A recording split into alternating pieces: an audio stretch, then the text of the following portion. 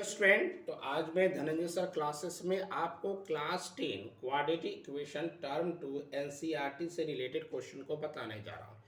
इससे पहले मैं पिछले वीडियो में क्वेश्चन नंबर 5, 6, 7 और 8 जो कि एक्सरसाइज 4.3 का था, और इस वीडियो में आपको 9, 10 और 11 तीन क्वेश्चन को डील करूँगा। क्वेश्चन नंबर 9 में बोल रहा दो टेप है और दोनों अगर स्टार्ट करते हैं एक साथ तो 9 होल 3/8 आवर में पानी को टैंक को फिलअप कर सकता है। जो लार्जर डायमीटर वाला जो टैंक है वह स्मॉलर डायमीटर वाले टैंक के कंपेयर में 10 घंटा कम समय ले रहा है। तो बताना है कि अगर दोनों जो है वो पाइप को अगर सेपरेट सेपरेट करेंगे तो टैंक कितना देर में भरेगा। तो सबसे पहले मैंने क्या कर लिया कि हमारा जो स्मॉलर जो डायमीटर वाला पाइप है वह भरने में कितना समय लेगा, तो x आवर। और अगर लार्जर डायमीटर है तो बोला 10 घंटा कम, that means x-10। Work done by smaller pipe मतलब स्मॉलर डायमीटर वाला 1 घंटा में कितना होगा, तो 1/x हो जाएगा। और work done by larger pipe in 1 hour क्या हो जाएगा, 1/x-10। अब आते अकॉर्डिंग टू क्वेश्चन, हमारा क्या क्वेश्चन बोला है, तो क्वेश्चन ये बोला है कि 1/x, दैट मीन्स 1/x किसका हो गया, तो स्मॉलर पाइप का हो गया। 1/x-10 किसका हो गया, तो लार्जर पाइप का हो गया। और हमें ये दोनों साथ में करता है तो कितना दिया हुआ था, आप देखो ध्यान से, 9 होल 3/8 लिखा हुआ। यहाँ आप ध्यान से देखोगे तो 9 होल 3/8, डेट मीन्स 8 9 जा 72 और 3 75/8 है। 75/8 है, लेकिन यहाँ 8/75 क्यों लिख दे रहे थे, 8/75 इसलिए लिखा जा रहा है क्योंकि यहाँ पर हम लोग 1 डे का लेकर चल रहे, इसलिए 8/75 कर दिया। 1 आवर के लेकर चल रहे। अब एलसीएम निकालोगे, एलसीएम निकालने के बाद सॉल्व करोगे, तो सॉल्व करने के बाद आपका जो इक्वेशन आएगा वह 8x² माइनस 230 है प्लस 750 आएगा। और इसको जब मिडिल टर्म स्प्लिट करोगे तो सॉल्व करने के बाद आपका जो वैल्यू आएगा वह x का वैल्यू हमारा 25 और y और x का दो वैल्यू आएगा। एक x का वैल्यू 25 आएगा और दूसरा कितना आ जाएगा 15/4। x का वैल्यू अगर हम लेकर चल रहे 25 और दूसरा 3.75, तो यहाँ लिखा हुआ time taken by the smaller diameter pipe 25 hours. अब सवाल है कि 3.75 को रिजेक्ट क्यों की, तो 3.75 को रिजेक्ट करने के पीछे का रीज़न ये है कि अगर हम स्मॉलर डायमीटर को अगर 3 आवर लेंगे तो लार्जर डायमीटर तो 10 घंटा कम बोला है, तो 3 में 10 घटाएंगे तो नेगेटिव आ जाएगा, जो कि पॉसिबिलिटी नहीं है। इसीलिए हमारा जो स्मॉलर डायमीटर है वह 25 घंटा ले रहा है और जो लार्जर डायमीटर है 25 में 10 घटा देंगे, दैट मीन्स 15 घंटा लेगा। नेक्स्ट क्वेश्चन ट्रेन से रिलेटेड ही है, जो पिछले वीडियो में भी डिस्कस किए थे। एक एक्सप्रेस ट्रेन है जो 1 आवर लेस टाइम ले रहा पैसेंजर ट्रेन से ट्रैवल करने में 132 किलोमीटर, मैसूर से बेंगलोर जाने में।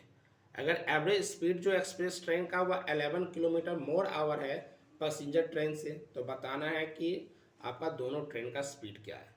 तो मान लेते हैं कि फर्स्ट ट्रेन जो है पैसेंजर ट्रेन है उसका स्पीड को x मान लेते हैं, और एक्सप्रेस ट्रेन है उसका स्पीड 11 ज़्यादा है इसलिए x+11 कर लिए। उसके बाद स्पीड इक्वल टू क्या होता है, तो डिस्टेंस बाय टाइम होता है, तो टाइम इक्वल टू क्या होता है, डिस्टेंस बाय स्पीड।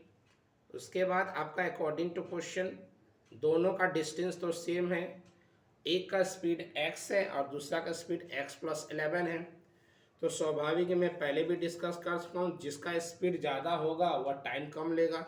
तो इसका स्पीड ज़्यादा है इसलिए इसको बाद में लिखें, क्योंकि वो समय कम लेगा और ये समय ज़्यादा लेगा, तो ज़्यादा समय वाला पहले लिखेंगे और कम समय वाला बाद में लिखेंगे। इक्वल टू 132 जो है वो हमारा कॉमन आ जाएगा। कॉमन निकालने के बाद सॉल्व करेंगे, तो सॉल्व करने के बाद हमारा इक्वेशन जो आएगा वह x² + 11x - 1520 आएगा। 14520 का प्राइम फैक्टराइजेशन करोगे तो प्राइम फैक्टराइजेशन करने के बाद 44x - 33x का पेयर बनेगा, और सॉल्व कर दोगे तो सॉल्व करने के बाद x का वैल्यू -44 और 33 आएगा, और speed can never be negative. तो speed of the first train जो कि पैसेंजर ट्रेन है वो 33 किलोमीटर पर आवर हो जाएगा, और speed of the express train जो x+11 है that means 33 + 11 that means 44 kilometre per hour हो जाएगा। इस एक्सरसाइज का एक लास्ट क्वेश्चन है, इस लास्ट क्वेश्चन को भी हम लोग देख लेते हैं।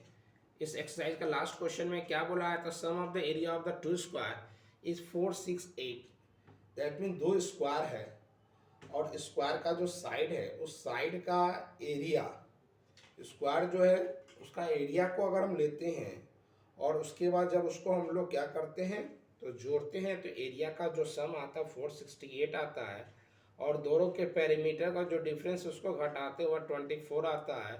तो बताना दोनों स्क्वायर का साइड का रेशियो क्या हुआ। मान लेते हैं side of the big square का साइड को हम x मान लेते हैं और स्मॉल स्क्वायर का साइड को y मान लेते हैं। पेरीमीटर ऑफ स्क्वायर क्या होता था 4 इंटू साइड, तो पेरीमीटर ऑफ बिग स्क्वायर क्या होगा 4x। Perimeter of small square क्या हो जाएगा तो 4y हो जाएगा। क्वेश्चन में क्या बोला है तो दोनों के पेरीमीटर का डिफरेंस 24 बोला है, तो 4x minus 4y equal to 24, 4 common आ जाएगा तो x minus y equal to 24, तो x माइनस वाई का वैल्यू क्या हो गया 6 हो गया। तो x इज इक्वल टू क्या होगा 6 प्लस 3y। आप यहाँ भी सोच रहे हो कि यहाँ पर हमारा क्वाड्रेटिक है तो यह लीनियर इक्वेशन के सब क्यों बन रहा है, क्योंकि दो दो वेरिएबल आ रहा है। तो दो वेरिएबल है लेकिन सॉल्व करेंगे तो वन वेरिएबल में कन्वर्ट हो जाएगा। अब जाते हैं एरिया ऑफ स्क्वायर के बारे में। तो एरिया ऑफ स्क्वायर क्या होता है साइड का स्क्वायर होता है।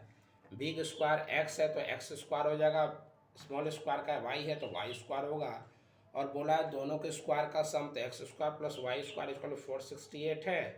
x की जगह 6 प्लस वाई डाल देंगे और सॉल्व करोगे तो ये क्वाड्रेटिक फॉर्म आ जाएगा।